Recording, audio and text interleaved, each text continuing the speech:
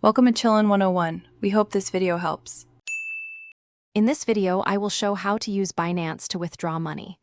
Verify your identity, link your bank or card, and confirm withdrawal limits. Choose a withdrawal method, review fees, and pick the currency you need.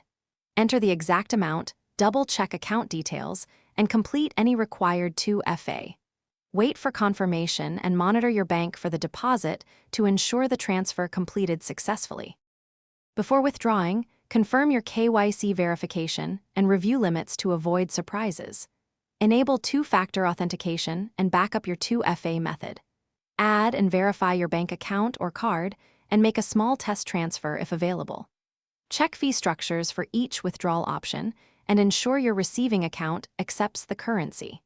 Having these steps done speeds the withdrawal and reduces common issues. When you're ready, pick fiat withdrawal for bank transfers or crypto withdrawal for wallets. Choose currency, paste exact bank or wallet details, and include reference codes if required. Review the fee, estimated arrival time, and then authenticate with 2FA to submit.